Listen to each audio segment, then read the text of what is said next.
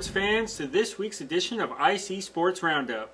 I am Ryan Buchan, Iroquois County Times-Republic sports reporter, and you're in the Times-Republic newsroom. We're going to discuss all 4 Week 5 matchups for Iroquois County teams this week.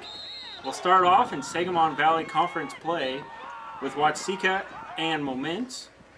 This is the first time this season Watseka has faced a team that hasn't entered the game undefeated. That is not to say Momence is a bad team.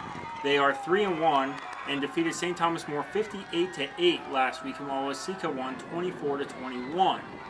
Their big weapon is running back DeAndre Wright, who has rushed for 908 yards and 16 touchdowns so far this season.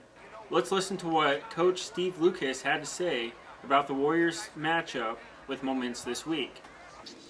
Huge game, 4-0, and they're 3-1, but the bigger implications are they're a two-way team like we are, so we could see this team again in the playoffs. So Friday night's a statement. If we can beat them then, that means if we see them in the playoffs, we'll have that much more confidence. We played them tough last year, and I just took this program over, so they knew they could compete. Well, now I think they know they can compete with this team. We're at home.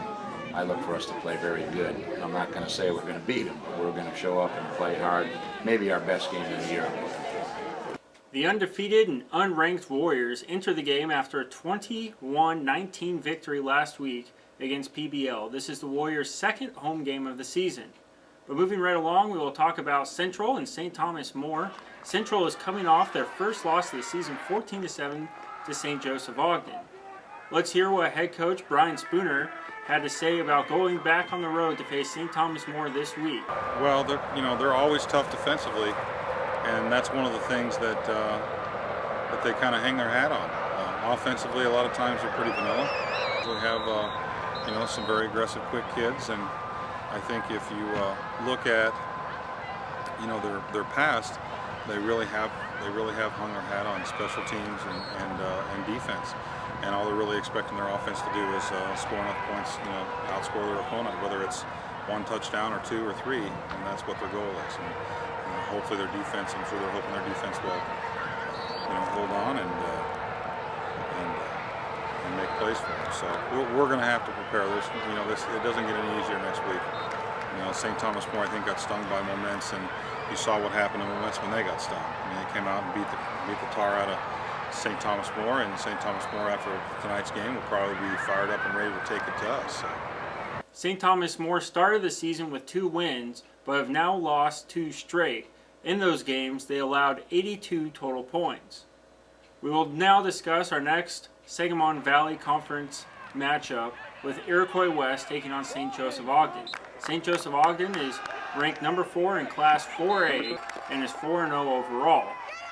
The Raiders found last week some success in the passing game against Leroy, with Keaton Zirkle throwing for 294 yards.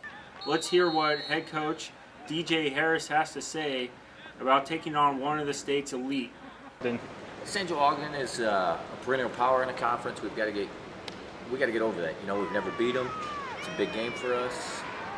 We showed last week that we could throw the ball. Got some game plan. We've got some injuries we've got to work through. Some personnel.